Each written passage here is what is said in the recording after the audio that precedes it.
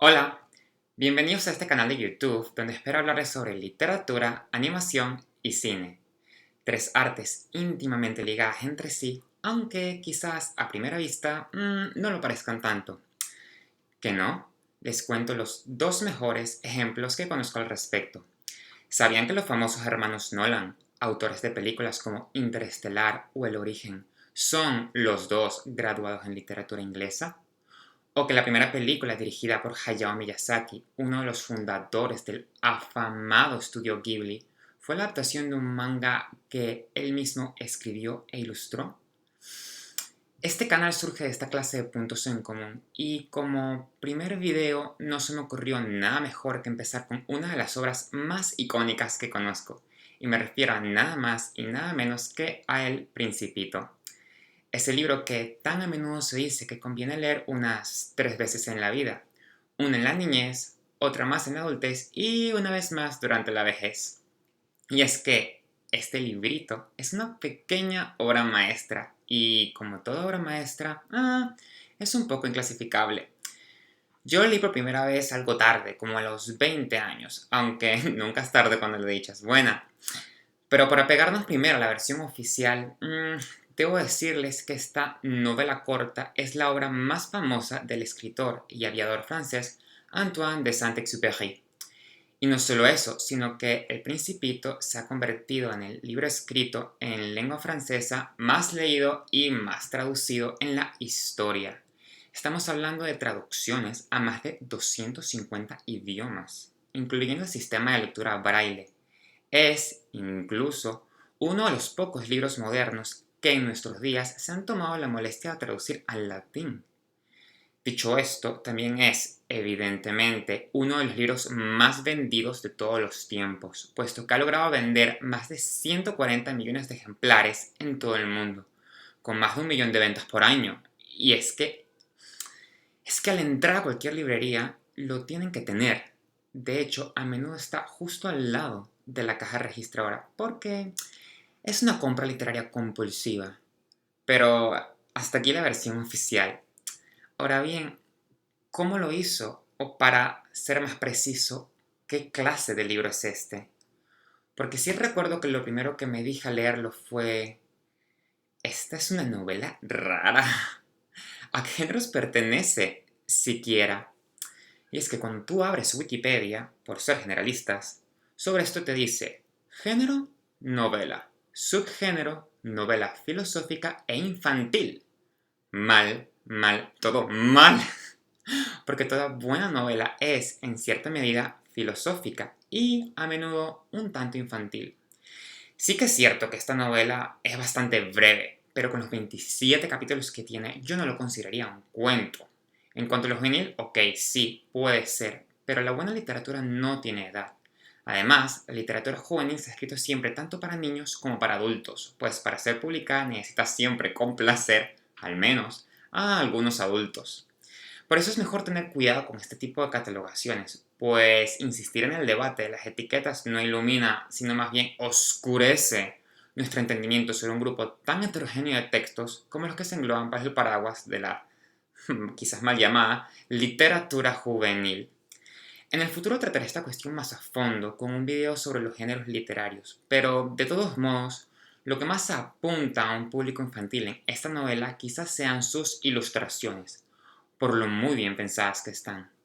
Y probablemente porque esto es genialidad a lo tonto, pues Antoine hace de lo cutre de los dibujos parte del efecto estético de la obra.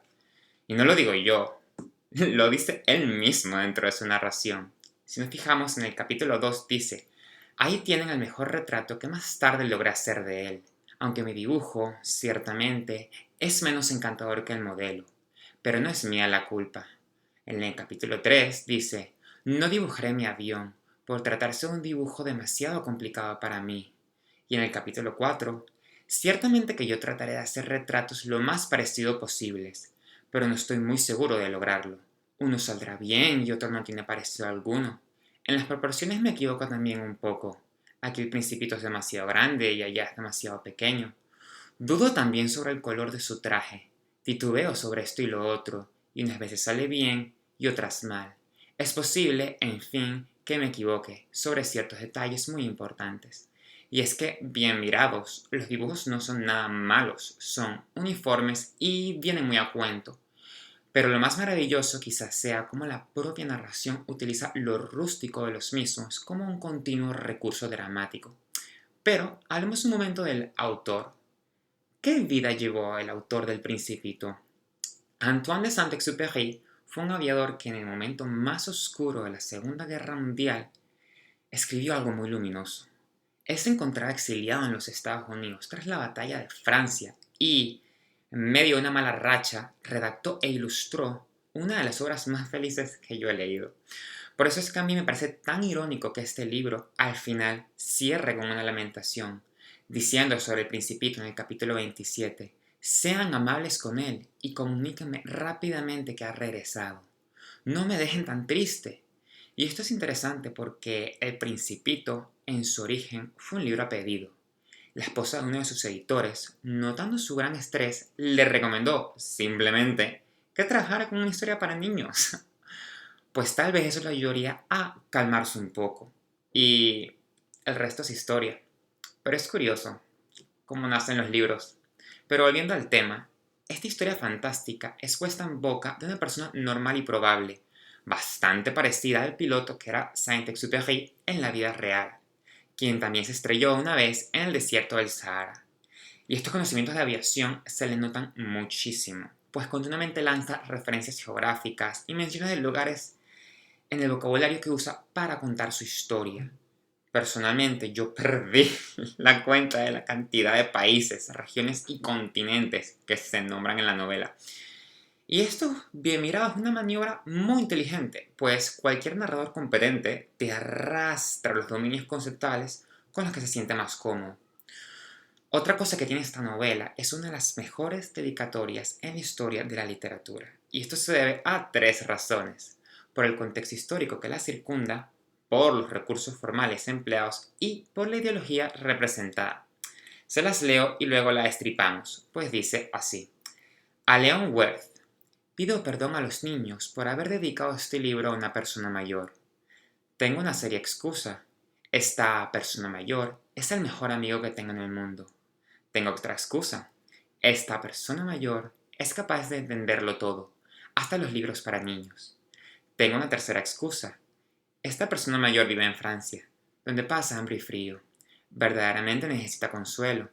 Si todas esas excusas no bastasen, bien puedo dedicar este libro al niño que una vez fue esta persona mayor.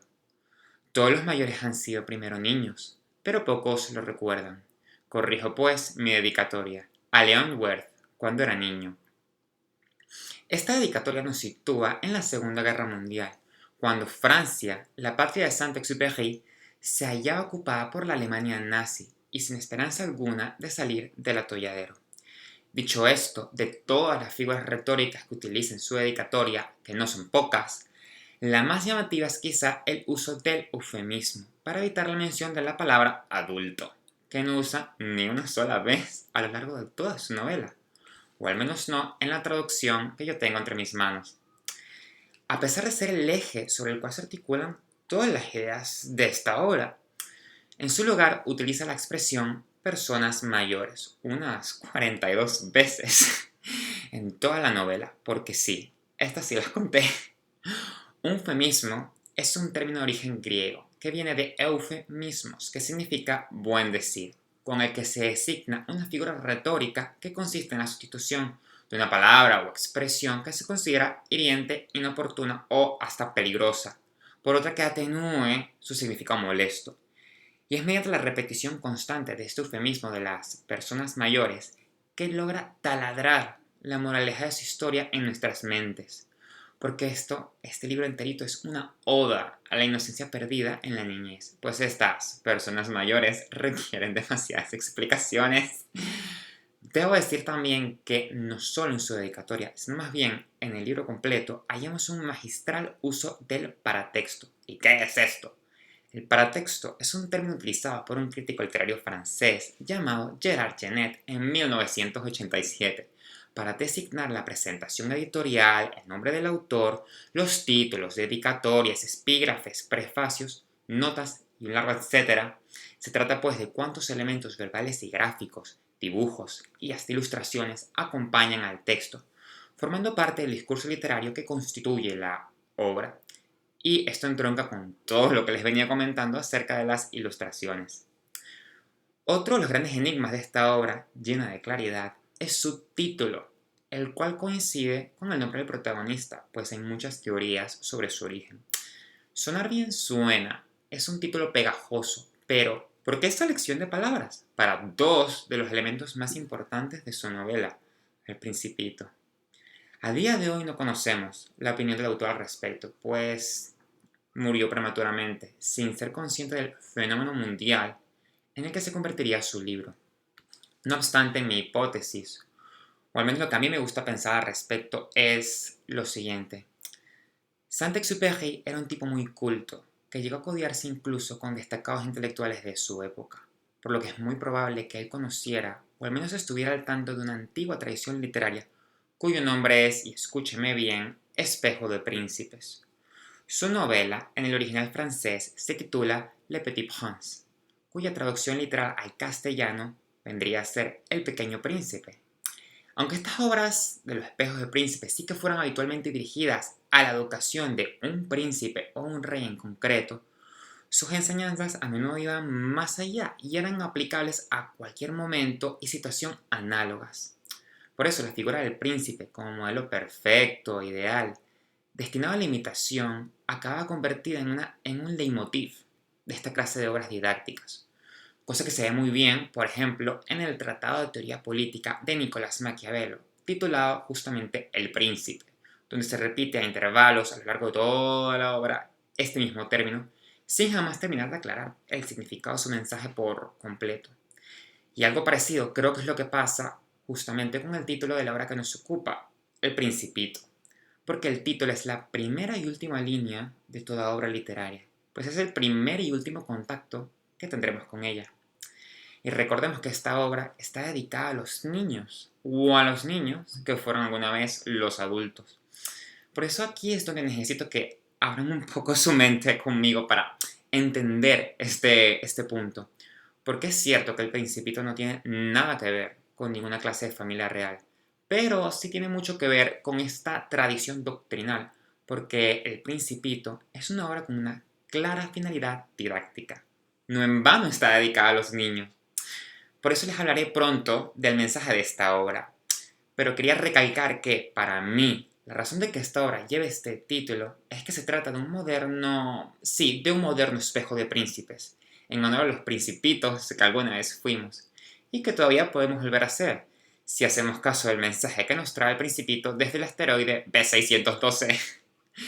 Y aquí lo dejo, pues esta es una opinión más sobre una discusión que sigue abierta. Ahora bien, el problema y tal vez la virtud de este libro es su ideología, porque la ideología representada se basa en una suerte de glorificación de la figura del niño. Esto Saint-Exupéry lo hace mediante el tópico literario del puer aeternus, que es un término en latín que significa niño eterno. En la mitología, el puer aeternus es un niño dios que es joven por siempre. Para la psicología, en cambio, es una persona adulta, cuya vida emocional se ha mantenido en un nivel adolescente, también conocido como el síndrome de Peter Pan, que dicho sea de paso, ambas obras tienen una moraleja con muchos puntos en común. Pero retomando, este niño eterno generalmente anhela independencia y libertad, es decir, se pone las fronteras y límites impuestos y tiende a encontrar intolerable cualquier restricción, como es justamente el pensamiento lógico, en el caso de nuestro principito, cuyo rasgo caracterológico principal es jamás responder a las preguntas que se le hagan. No olvidemos que a pesar de que irónicamente ama hacer un montón de preguntas, todo el tiempo es lo que le sucede a este personaje y lo define. Y esto es así, porque los personajes se diseñan en base a líneas formales que los establecen y los definen. Esta glorificación de la niñez como un estado de pureza ideal es una idea muy propia del romanticismo de finales del siglo XVIII, y de allí es que nos llega la desgracia es la inocencia perdida, esa impureza irrecuperable que es tan propia de la niñez. Y esa pureza es el estado ideal, porque no ha sido corrompida por los avatares e intereses tan propios de la vida adulta. En lo personal, yo estoy muy de acuerdo con muchas de las cosas que predica este libro, aunque a veces no logré ponerlas en práctica en todo momento, porque es que es muy idealista la moraleja de este libro, y la vida es descaradamente práctica. De hecho, Saint-Exupéry recurre a lo sobrenatural para contar su idea, y tampoco estoy yo muy seguro de que los niños sean tan ideales todo el tiempo. Quizás por eso el Principito no es de este mundo, y viene a hallar la muerte en nuestro planeta, porque en esto la moraleja es clara. Este libro es una constante crítica a la lógica que rige el mundo de los adultos, que es nuestro mundo, y justamente el mundo donde el Principito halla la muerte al final de esta novela. Ahora bien, otra cosa interesante es que la figura del extraterrestre es muy frecuente en la literatura contemporánea y suele aparecer en su vertiente hostil o amigable. Este caso en concreto me recuerda mucho a E.T. o Haití para los hispanohablantes que me estén viendo, por lo gentil de este alienígena. Y en esta clase de obras siempre surge de un modo u otro la clásica crítica al género humano. Por ejemplo, en el capítulo 21 viene y dice: en la Tierra se ven todo tipo de cosas, pero luego va más allá y se burla de nosotros describiendo nuestro planeta Tierra mediante una cuantificación, es decir, usando las cifras que tanto odia que nosotros, los adultos, usemos. Esto sucede en el capítulo 26 y reza así: la Tierra no es un planeta cualquiera, se cuentan en él 111 reyes, sin olvidar, naturalmente, los reyes negros, 7.000 geógrafos, 900.000 hombres de negocios, 7,5 millones de borrachos, 311 millones de vanidosos, es decir, alrededor de 2.000 millones de personas mayores. No obstante, no debemos perder de vista que el aviador es el narrador y el verdadero protagonista de esta historia, pues es el que sobrevive para contarla al mejor estilo de Horacio en el Hamlet de Shakespeare. Pero en este caso es imposible saber si fue una alucinación fruto de su desesperación en el desierto, pues relata que este principito de otro planeta estuvo hablando con flores, zorros y serpientes. Que por cierto, al fin un extraterrestre que no cae en los Estados Unidos. Y es por eso que el cronotopo, quiero decir, el tiempo y el espacio en el que acontece esta historia es tan interesante, porque esta novela tiene lugar en el medio de la nada, justo en el desierto del Sahara, y dura algo más que una semana, que fue el tiempo que le llevó a reparar la avería de su avión para retornar a la civilización y así volver a casa. Al mismo tiempo debo añadir que es un narrador muy parcializado, porque desde el principio nos dice que estuvo toda su vida esperando por conocer a una persona como el Principito, por conocer a alguien que apreciara su arte en su justa medida, por conocer a alguien libre de los prejuicios propios de la vida adulta. Y esto es lo que me lleva al estilo en el que está contada esta historia, porque como habrán visto, el estilo de esta obra es muy curioso. Eso lo habrán notado ya. El narrador te habla de forma íntima y concreta, dirigiéndose directamente al lector en numerosas ocasiones. El tono no es frío ni distante, sino cercano y a menudo un poco irrazonable. Y sí, me refiero justamente a que es un poco irracional en su argumentación. Él nos enseña mediante una elaborada alegoría que desprecia la lógica, buscando nuestra empatía sin querer convencernos con argumentos lógicos. Yo creo que esto no es casual, porque el estilo, a menudo, es parte de lo que más se cuida en la literatura, y cuando no lo que más. Y también creo que esto es todo un acierto, porque un contenido que critica la razón solo podía escribirse, expresarse o tomar forma simbólicamente. Dicho de otro modo, para probar su punto, el Principito critica la razón mediante sin razones. Y para cerrar, quiero comentarles 5 frases para esculpir en piedra que sí que tiene esta novela, pues es algo que a mí me gusta mucho hacer cuando termino de leer cualquier libro. Y esta vez me ha costado escoger, porque este libro es pequeño pero proteico. No en vano está entre mis 3 novelas favoritas, de momento, por el nivel de depuración de su prosa, junto a Cien años de soledad de García Márquez y El viejo y el mar de Hemingway, por su gran minimalismo. Algún día haré videos sobre estas novelazas, pero volvamos al Principito. Vamos con estas 5 frases para esculpir en piedra. En el capítulo 4, A los mayores les gustan las cifras. Cuando se les habla a un nuevo amigo, jamás preguntan sobre lo esencial del mismo. En cambio, preguntan, ¿qué edad tiene? ¿Cuántos hermanos? ¿Cuánto pesa?